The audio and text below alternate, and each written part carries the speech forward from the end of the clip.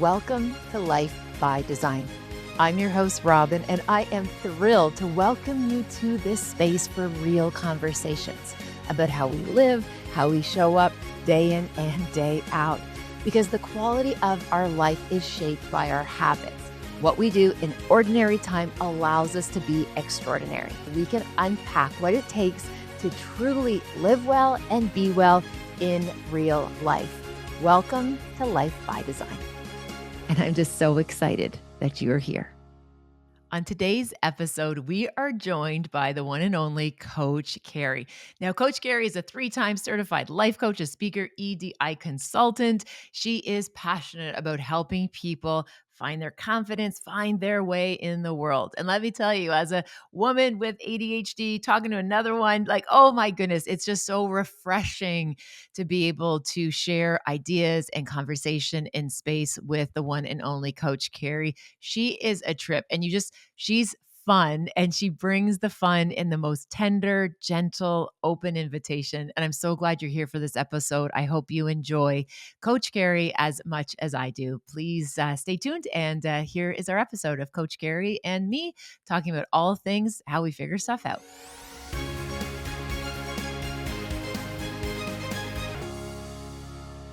So welcome back to today's episode. I'm thrilled to welcome Coach Carey. This is a long time coming. I was so excited for us to finally have an opportunity to connect. So thank you for being here today. Oh, me too. It's a pleasure. It's been a long time coming, so I'm excited.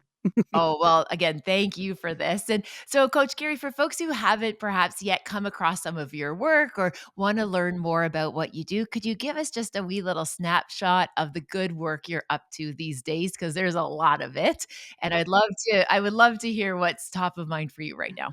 Yeah, for sure. I'm a keynote speaker, a life coach, and an EDI consultant, and I really try to blend all of my life's work and my learnings over the years into that.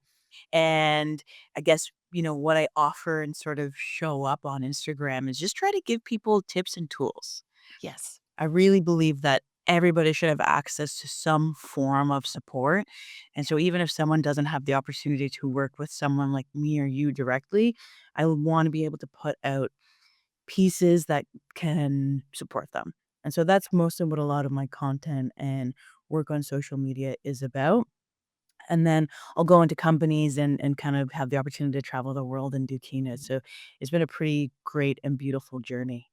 Oh, I love that. Just that picture you painted for us. And I feel you and I are very kindred spirits in that idea of wanting to Mhm. create accessible content. So that way, again, we are often brought into these rooms where the doors are closed. And I love this idea that what you're doing and how you're using your platforms is to share some of those, again, tools, ideas, even perspectives to allow people to feel well resourced to start, right? To start these Exactly. conversations. Yeah. So it's interesting. I started this note on my phone after seeing lots of your material on social media, and we've had our paths crossed a few times at events. And I Sure. started this note, and I kind of had a little chuckle when I did my homework for this because my notes actually was more than a page of questions that I wanted to ask Coach Carey. So doing homework for you is like so easy because I've been picking up these little pebbles along the way. And again, one of the concepts that I heard recently you shared on social media, and it resonated with me so deeply, was your take on this idea of giving from the overflow. Like, Mm. big moment for me when I heard you share that. Could I Okay. invite you to tell us a wee bit about your idea because it's so useful and I appreciate it greatly? Yeah, thank you. Well, you really just nailed it. I try to make things accessible, and I Yeah. love analogies. So this came up with a session and a couple of sessions with my clients, but also in my own personal, like this idea that we've been taught that you pour from a full cup. Yeah. And I kept thinking, I don't think that's actually accurate, at least anymore. Yeah. Because what I started to recognize is that the full cup is everything each individual needs for themselves. That's right. And if you don't consider that, then each day we're often at full and then empty, full and then empty. And it's kind of this vicious cycle. And so what I try to encourage my clients, and obviously anyone who follows me, is that we actually pour from the overflow. Mhm. And so the best way to get to overflow is tapping into those things that can refuel your soul and your energy, like hobbies, Yes. because then you're feeling good. And then whatever is excess is the overflow. And Yeah. that's when you're able to show up to a friend's birthday party even after a long day, Yeah. or remember to have that check-in call even though you didn't have a good day. Just Mhm. like little things like that, it takes us to it takes more work to show up when we're Yeah. low or when Mhm. we're not at our overflow. So I really like that shift for even myself that, okay, everything I need is for me. So if I'm not at a full cup, then I shouldn't even be fully trying to pour because that means I'm not full. Yeah, and that's the part that I just like what you just said there. So I love this idea. What you just said there is that if I'm not full, it's not even like realistic or reasonable to then try to show up and pour and do for others. And it's not selfish, it's science. The idea that what we're going to be doing might not even be remotely our best, or even in a place where I think, if anything, especially when it comes to relationships, it's like almost as if we could potentially be making it worse because we're not present. We're Exactly. going through the motions, but we're not in it. Or maybe we are showing up kind of half full, and maybe we're actually starting to feel a little bit of resentment to things that we want to show up wholehearted, but if we don't have it to give, it makes it harder to do it. Absolutely. And we've all seen it demonstrated in our personal lives or professional lives. We've all seen someone show up to an event miserable. Yeah. And it's not because that person probably didn't want to be there. It probably meant that this person pushed themselves, but they didn't have it in them. Yeah. And that's how I feel about this as well. If I can't show up at least, 80 plus percent, I'd rather not show up at all. We were supposed to record this a week ago, but I was Yeah. feeling sick. And I Yeah. had said, instead of me pushing myself and trying because I respect you and I honor your time, I thought, let me just see if there's room to move it. And Yeah. you and your team were so supportive and receptive that, hey, now we get to record today and I'm 100%. I love that. Well, thank you. And again, I appreciate this so much in the sense that I think that again, as somebody, and we both talk about resiliency, Mhm. is this idea that being resilient means that we bounce back, we push through, we persist. However, to me, that's such a misunderstanding of resiliency. I think what resiliency is when we recognize our level of resourceness Yeah. and are able to adapt and adjust accordingly. So Mhm. the idea of constantly pushing through at the expense of our well-being, at the expense of our physical health, to me, like that's not really what we're talking about with resiliency. We're talking about that we're flexible in our thinking, we're agile in how we show up, that we recognize, oh, Mhm. I'm not ready for this, or perhaps there might be moments where we do have to dig deep. I Mhm. appreciate that, but then we want to make sure that we're putting in that rest and that recovery in play so that way we're not, stealing energy from tomorrow just trying to get through the moment today. Absolutely. And that's why I feel like the terminology and the understanding around resiliency has shifted so much over, the last couple of decades Yeah. because what worked or what was thought to work many, many years ago is not exactly what's working now. I Yes. remember my grandmother used to say, you fall down 9 times and you get up 10, Yeah. which in a lot of ways motivated me Yes. and is a great mentality. But now if we're thinking about the type of resiliency you and I are talking about is, yeah, fall down 9 times, but maybe take a pause, Yes. reflect, think Yes. about what's working, what's not working, and Yeah. then get up the 10th time. And I think Yes. that's kind of that layer of resiliency that people don't talk about as often as they wish they would. Yeah. Oh, I celebrate that so deeply, and that notion of that reflection piece, and Mhm. that notion of that, it's, the one of the things where, I could even tell you, anecdotally, our one of our little chocolate Labradors, so we have these 2 little baby Labradors, Yeah. and the one little guy, Memphis, he was trying when he was little, he's not so little anymore, but he was trying to jump up on the couch, and he didn't quite know how, and his brother and his sister had clearly mastered the skill, but he didn't, and he just kept doing the same thing over and over and over and over again. And I remember looking at this little dude dude. And I'm just like, and it felt almost so like symbolic of things in my life where I just keep doing the same thing over and over again. And I was just like, dude, you We've all need a done it. coach, right? Like you need a coach here, little guy. And so, I got down and tried to help him a wee bit with the mechanics. I don't know a lot about dog mechanics, but tried to help him. And my husband got involved helping him. And sure enough, Jeff was able to essentially show him how to jump up on the couch. The little guy, he figured it out. And, but again, it's just that repeating. That doesn't mean Mhm. we're resilient by that we just keep banging our heads. And, that old adage that's attributed to, the Einstein around insanity, Exactly. doing the same thing over, expecting the Mhm. same Yeah. results. And I think you really identified so beautifully the distinction about how we used to think about resiliency, how we think about resiliency now. And part of that differentiator is that component of reflection, that Mhm. self awareness piece. Yeah. And what's so interesting, I think that self awareness is a super skill. Mhm. And I'm so curious from your experience with coaching, with keynoting, and all the beautiful work, how do you see or encourage people to start fostering or even or developing or maybe strengthening their self awareness? Hmm. It's a tricky one, Yeah, because it's different for everybody fair. and everyone's experience with it is different, whether that's sort of the old age nature versus nurture, school, environment, social media. It's all a little chaotic in terms of the Yeah, messaging that people are seeing now in terms of self-awareness, but I like to call it sort of for me when I'm trying to teach someone about it because similarly to the example you used with little Memphis, you can't just be like, "Here." yeah, go. Yeah, yeah, You have to take them through the steps without potentially making someone feel inferior. yes, Like, "Oh, this is so easy. How can you not get it?" That's gonna push someone so far away. So yeah. I always try to start with what I call self-inventory. Ooh, I like this. Tell us more. And yeah. Ooh. Yeah. And I frame it as a way to understand yourself, especially after, the age of 18. Mhm, mhm. It's really no one else's responsibility to manage your self-growth after that. Yes, Yeah, you might have supportive parents still, family, you know, coworkers, mentors, etcetera, but it's still up to you to an yes. extent.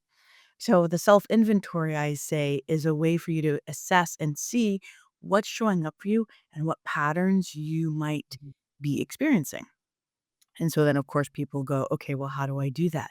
And Yes. I'm all about tangible, accessible tools. Yeah. I feel like for me, I should be able to leave the room, the podcast, the stage, and someone walk away with at least one thing they can implement starting like right now. Yeah.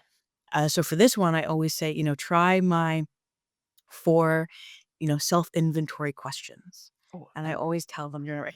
yeah, She's I'm ready. writing We're them right. down. Okay, Type it. shoot, we're ready.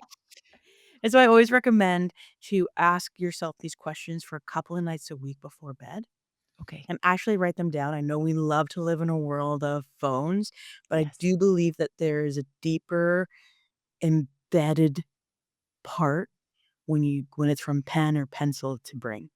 Agreed. I don't know why. Yeah. I haven't exactly mastered the science on that, Mm, but I know that there is, I've felt and experienced it even for myself.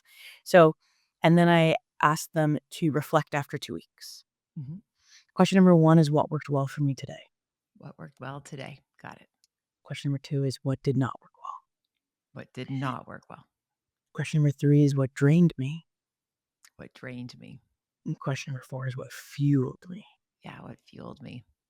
Right. And so it's 4 questions. So it's accessible, simple Mhm. enough. I'm not going to ask you to write down for hours every day. Yeah. It could even be one word, Mhm. but this puts them in now a self reflective place, Yes, which self reflection will then bring them eventually to a place of self awareness.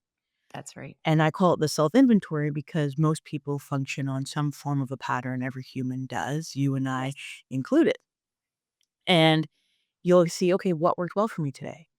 Okay, so if I keep doing this, then I might have more days that go like this. yes. And then you're starting to reflect, okay, I woke up early. I made sure I got my protein and I Mhm. got my movement and whatever it might be. So then let's try to have more successful days that work for you because my successful day is different than someone else's successful day. Yeah. What drained you? Maybe you pushed too far. You weren't at your overflow. Maybe you didn't prepare for the meeting like you had hoped to, whatever it might Yeah. be.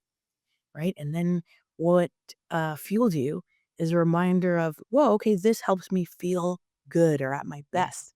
So you incorporate more of that and less of what drained you. And now all of a sudden, you have this mini little recipe of what Mhm. can support you, which is really in the form of self reflection, Yes. which brings you to self awareness. So that's typically how I like to share it, especially with someone who might be new to this work.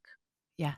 I absolutely appreciate how you're framing that, and again, just that check-in of, like, what's going well, Hmm. where what didn't go kind of as I had hoped perhaps, this Hmm. idea of what gave me energy versus this idea of what drained, and I just even love how you're framing it with that primacy recency where we're starting with what is good and we're ending with what energized or fueled us, You right? gotta I love how sandwich it's it. bookended. Yeah, absolutely, that's a sweet little Oreo there, right? Like, it's Yeah. nicely sandwiched, and what it reminds me so much of, even just yesterday, I was working with a group and we used this example of, if I looked down and my phone was at 2%, how Hmm. quickly would I go and find a charger? Right? I would like quickly go Oh, find a charger. However, if I look at me and I'm at 2%, I'll be like, yeah, I got a couple more hours I can grind out. Right? Like, it makes no sense that I look at my phone and it's losing energy and I'm nervous because again, mm, it's a tool in terms of how my children can reach out to me. It's a yeah, tool in terms of knowing where I parked. It's a tool to do all of these things. It's more than just this for sure. dopamine machine, right? Like Yeah, I I use agree. my phone as a tool. Hmm. So the notion that my tool might be running out of resources, it creates a little spike of anxiety and I go charge it. But again, when I notice I'm feeling sometimes a wee bit tired, I like think, well, I could probably push out another hour if I had to. Right? Hmm. So I Hmm. just really Hmm. appreciate the just the gentleness of that invitation of noticing that, hey, when I am lower and I am pushing through, the reality is I'm actually setting myself farther behind Hmm. versus if I just slow down and pause, recalibrate, re-resource, whatever that might look like, Yep. and then show back up in a way that feels better. Absolutely. A visual I love as well when I think about this work is like because I also love archery. Yes. So it's like an arrow. Yes. You're not thinking that you're gonna pull something backwards Yeah. to pause, align, take a breath, and then the release is extreme speed forward. Yes. So sometimes we have to pause and take a step backwards to propel ourselves forward. Yeah. And Beautifully I said. just yeah, Yeah. I don't know, it's always Yeah. something that has stuck with me as well, so sharing it in case it resonates for anyone else. Yeah, no, I absolutely I love that. Now, one of the things that I see in your social media, and one of the things that I very much appreciate is that having seen you off camera, off stage, walking through and being in the world and seeing you show up in these different modes, Yeah, there's that you're in alignment. There is consistency. The way you are off stage, on stage, like I see this authenticity, which I just appreciate so very, very much. thank And you. one of the many things that I really love is just all the different ways that Coach Carey finds energy. You're finding energy in lots of different ways and spaces and places that might be that folks didn't even think about that as a place to find restoration and rest and renewal. So Right. can you tell us a wee bit about some of those like energy generators that you bring into Yeah, your for practice sure, and perhaps even that you encourage your clients and people you work with to be for thinking about sure. in terms of Yeah, energy generators, because you have a bunch that are, like, pretty fun. They're like, that's you're so having funny. fun, and I you can see it come through. I'm always having fun, and I really appreciate that, I think authenticity is a tricky one, but Yes. the best it's like it sounds so cliche, "Be yourself," Yeah. and I think that's all I've tried to do, so there's nobody else I can be but me. Mhm. And so thus, me on stage versus me off stage should always be the same person. Yeah, there might be a little bit more refinement because I'm trying to deliver a message on Yes. stage, but ultimately it's still the same energy. If you see me on stage, we're cracking jokes. Yes. Um, we're having fun. So Yeah. I would say a few things. Number one for me is I've always kept I guess I want to call it like childlike Mhm. vision. Yeah. everything is magic. Mhm. Everything is possible. Everything can be lighthearted to an extent. Yes. I try to fill my mind with not positive things, but I don't watch scary movies and Yes. things like that because as a psych major, I'll think about it over and over and over Yeah. again, and then that's what consumes me, and then that's what becomes nightmares. Yeah. And so people don't Absolutely. realize, like, you may think in your conscious mind, "Oh, yeah, this stuff doesn't impact me," but in some way it does. Has to. Yeah. It It isn't it's absolutely has impossible to. that it would not. So I watch cartoons. Yes. Happy, go lucky, everyone's having a vibe. Yeah. I love it. So Yes. that's number 1. And it sounds, and funny and cute, but the science behind it is that I try to be mindful of what I'm ingesting in Yes. all parts of my life because Mhm. that's the kind of way I wanna live my life. Number Mhm. 2 is I love swimming Yes. and movement, but I also love movement in sports because then it's like it tricked you into movement. Yeah. Not everyone wants to run 10 miles, but all of a sudden you're playing soccer or volleyball Yeah. if that's available to you, and you ran 50 miles. Right. There's just something about that camaraderie, the Yeah. morale, the team spirit that I've always loved. Mhm. Swimming for me is my favorite, place to quiet my mind. Mhm. As someone who has ADHD, my mind is always like 100 tabs. If you and your Yeah. team were to see my window right now, there are about 50 tabs open. Yes. So swimming closes all those tabs. Yes. Yeah. People talk about runner's high, but there's a swimmer's high. There's a point after my first 10 laps that my brain just shuts off because the body already knows, okay, breathe Yeah. left. I don't have to tell myself to do it. It just knows to do it. Yes. And then those were some of my most reflective thoughts happen. Mhm. And then I would say surrounding myself with the people who, know me and love me, the people Mhm. that I love. That's a Yeah. great way to refuel. So I try to see my parents every weekend. And outside of that, it's like you're 3rd Yeah. with all the love and respect. Yeah. My parents and my partner are level 1. Mhm. Everything else is kinda secondary and tertiary after that, Yeah. and that allows me to refuel because those values are important to me. Yes. So I'd say those are my 3-ish things. Yeah, I love that, and, I find, when I notice personally when especially after I've, again, poured into a lot of other people, one of my Yes. little kind of go-to strategies that I've learned to adopt, and it's similar about your comic strips and your cartoons, is Yeah. for me, it's like the Disney shorts, and, before when I leave an event and, and I just kinda need to kinda get myself a little bit softer around the edges because I feel a little bit exposed, like a vulnerable just because 'cause you're kind of with so many people, so much different energy. I Mhm. notice that I'll watch just a 5-minute Disney short. As you know, the vibe is there and sometimes you're in tears for the right reasons. And Absolutely. anyway, so I am such a huge advocate of watching a Disney short or also, if I'm kind of mindful about perhaps a friend or someone close to me who's carrying a lot to send those little videos their way just to say hey, can I give you just a piece of contrast to what your day Yes. feels like? Yes. And just go back to some of the good pieces, and I can share with you just before we logged on, a dear friend of mine, Natalie, she sent me a video, just a reel on social media where I don't even know where this place is, Coach Carey, but it's this venue where the adoptee, like the dogs who are up for adoption, that they get to pick their owners. I don't know if you've seen this. If you haven't, I'm gonna Yes. send it. Yeah. Oh, you have seen it? Okay, because Yes. I will send it to you right after this. But literally you see just these people sitting at, almost looks like the DMV where they're waiting to get their driver's license, right? They're all just Mhm. kind of sitting in these kind of chairs in this kind of cold space. And then these puppies and dogs and seniors come in and they pick their people. And what is unbelievable is as soon as you see the dog and the person, it's of course they were destined to be together. Course. It's perfection. And I love I'm it. bawling my face off, and I'm like, "Thanks a lot, Natalie, for sending this to me, and thank you for sending it to me," because just those little pattern interrupts of good, of joy, of Sparkle. play, merriment, positivity, how easily can we pick up our phones and just, doom scroll and see super sad, uncomfortable headlines, and it's not that we're not paying attention to what's going on in the world, is that we weren't designed to take in this much of negative information. No, and We not weren't designed for constantly. that from a physiological or psychological or even from a spiritual perspective. So just so you Absolutely. know, I love your comic books and your comics and that, and I could just resonate with that Yeah. so deeply. Oh, I live off dog content on social media as well. Like, bring me all the dog content. Give me the puppies getting in trouble.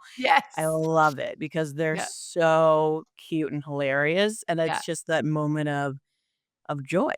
yeah, Very similar to why I don't, watch scary movies. It's the same yeah, kinda mentality. Like, I yeah. can, I just choose not It's a to. choice.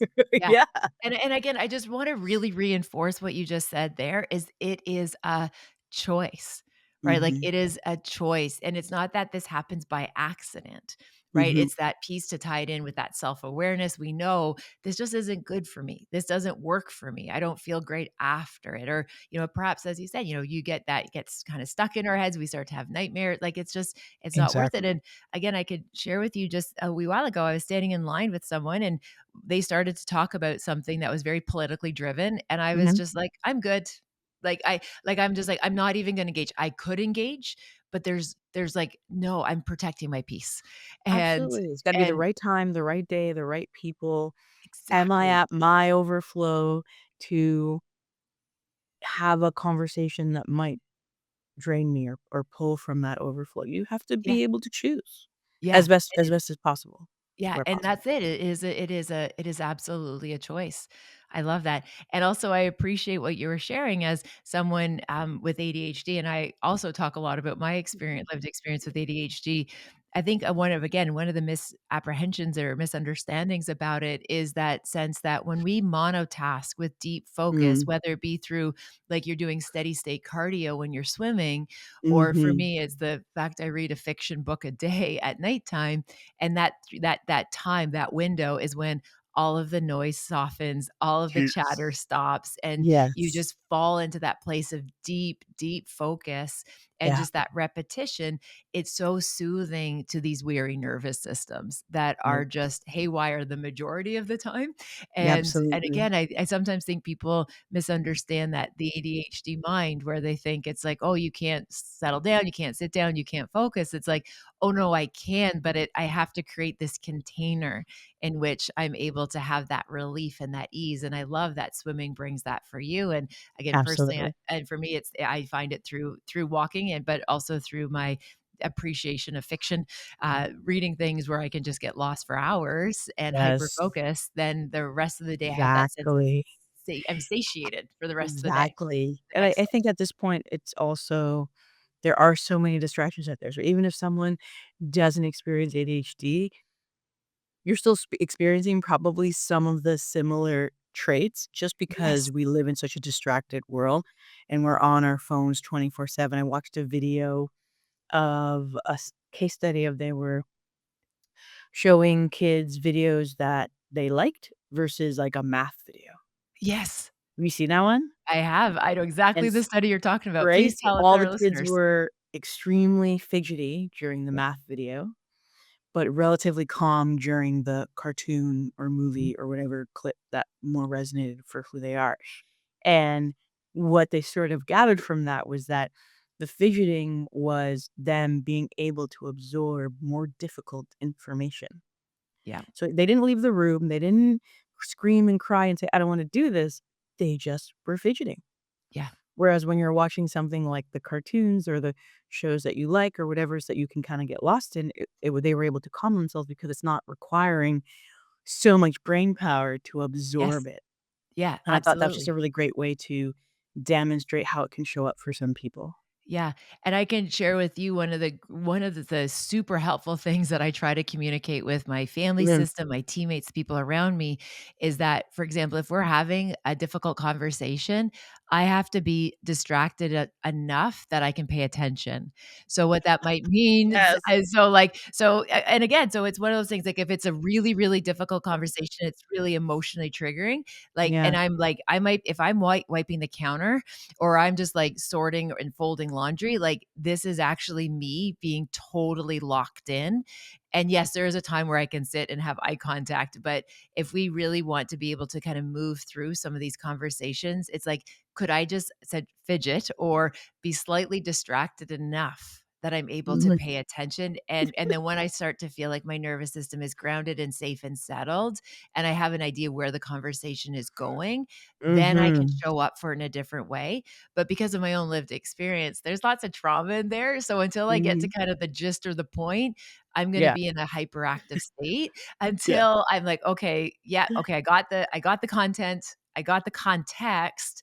Let Mhm. me be just a little bit busy while that we're getting there, and then I'll be able to be settled in the moment to be able to have the conversation." Absolutely, and it's awareness, right? We're Yes. we're coming right back to awareness because, Yeah. I also made a decision to not be on medication. So Right. I had to increase my awareness so that I could function at the high level that I do in this world, and that has come with some tricks and tips, and some days it's just today is a nothing day. Yes. If I can't get to that place, then it's like, Yeah. "Okay, what can be pushed to tomorrow?" Yeah. Even it's so funny you said that though, because even as a kid, I've all my doodle has always been triangles. Oh, look at that is beautiful. So you will find this if you look at any of my notebooks, because 'cause I'm a writer, Yeah. every page has Yeah. triangles since Yeah. probably, like, grade 3 That's cool. because they never Right? end. Yeah. There's always a line Yeah. to draw a new triangle. To draw a new So triangle, I'll and be again listening or in a yeah. lecture, Yeah. just doing little triangles. I'm Yeah, taking so it you're in, saying I'm locked distracted in. enough you can pay attention.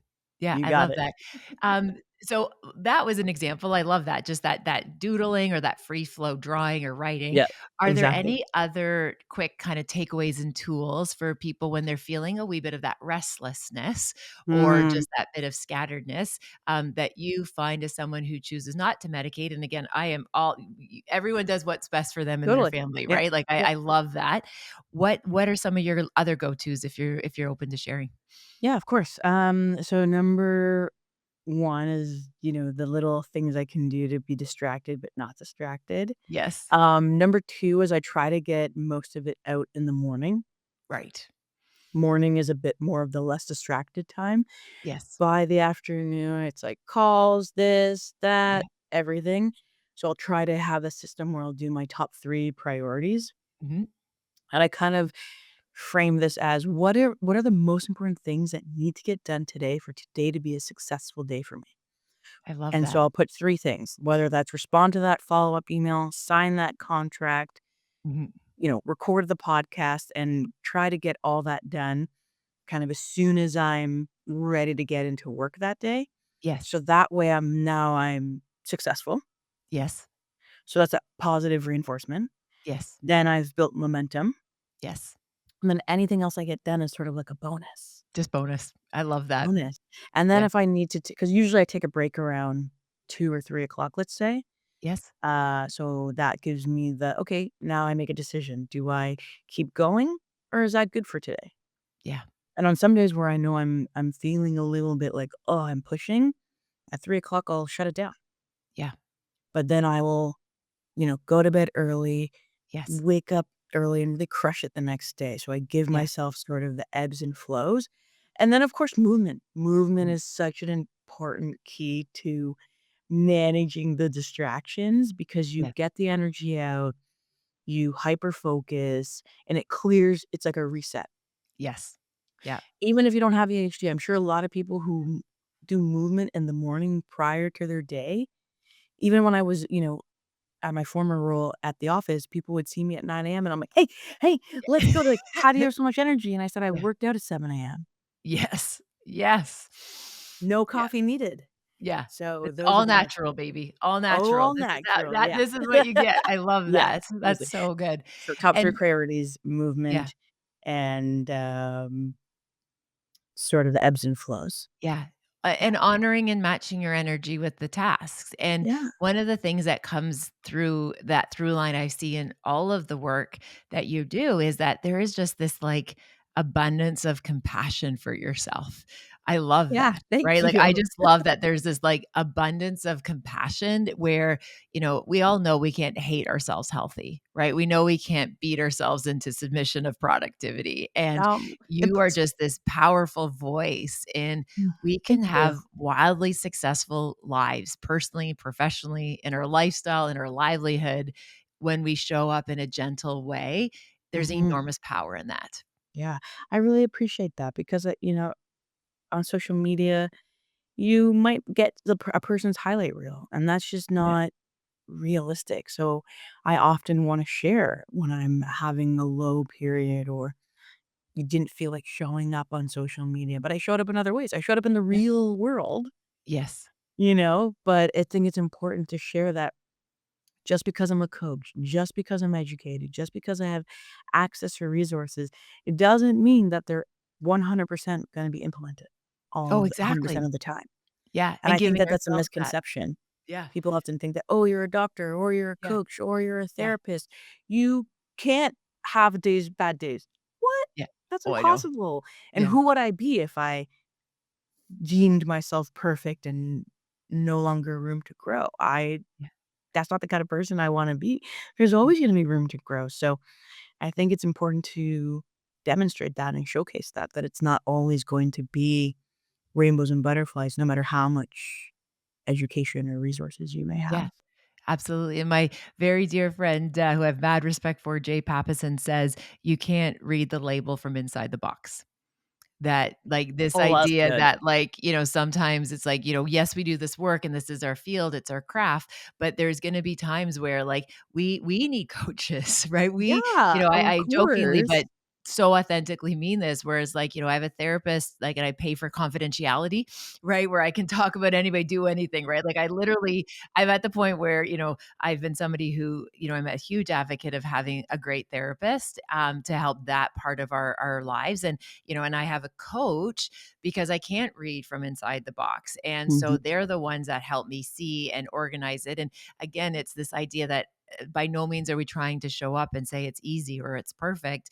What mhm. I think we can show others is that we're committed to the process, and the process that we are encouraging other people to think about, like we ourselves are practicing it as well, that we are in Exactly. it as well. And again, that authenticity piece and that integrity piece, I think, Mhm. is so important, and it's something that I think sometimes is missed in Yeah. some of the ways that people talk or show up in Yeah, social media by, as you said, that absolutely. highlight reel, or the Yeah. notion that, like, I did it, so it's easy, you should be able to do it. It's like, oh, I never assume that I have a clue what somebody else's experience Never, is. never. Yeah, That's why yeah, even in my posts, I never say, "You need to do this and you need to do that." yeah, I say, "We." yeah, yeah, We, because I am yeah, in this too. I'm no better than anyone else. I'm yeah, literally sharing what I'm learning and on the journey too. yeah. And for me, I just feel like that's another way for me to be able to show up authentically, whether people notice it or not. You'll never Yeah. know. Oh, I get it. No, I get that, and again, I just appreciate that so very much as someone who, again, is building a career, right? Like, Mhm. this is your career, showing up for people, and you're also giving us permission to show up for ourselves as well, and that we're all in this together, and, yeah, and I hear that in your language about they're all similar, like I try to do too, is like these invitations, right? Like, this is an invitation, and, this is perhaps something that we know has been successful, or perhaps you're feeling a little overwhelmed, that's okay. We are too. And so Absolutely. again, I appreciate that. I absolutely appreciate that. Thank you. Well, oh my goodness, Coach Carey, I feel like it's amazing. My nervous system before we started this call, like I was moving about, I was running about. I feel so calm, and for people like, and so please know, like I just had the Coach Carey effect, where I Ooh, that just sounds like, good. oh, I'm gonna maybe I'm gonna wrap up today at 3 o'clock, and that feels pretty nice. So, I want my you to friends, let me know if you do. of course I will. I love that. I wanna hold you Wholeheartedly, I will show accountable. up. Yes, I will show up, but just so you know that and I jokingly say the Coach Carey effect, but you do have a Coach Carey effect where, Thank you. you are giving all these permission slips out, It that are means a just lot. allowing us to be able to take a breath, to work within what's available to us today, and, Thank to you. recognize that we're all in this together. So, oh my goodness, Coach Carey, thank you for spending time with us, Thank and you I hope so this is the much. first of many conversations we can have together. Absolutely. First of many. Thank you so much. You're welcome. Thank you for spending time with me on this episode of Life by Design. I appreciate if you have a moment to pay this forward, share it with someone who you think might benefit from the ideas shared in this episode. If you're feeling so inspired, please also rate and review the podcast wherever you listen to your favorite podcasts. Again, thank you for listening. Thank you for your time. Take good care, and I'll see you next time.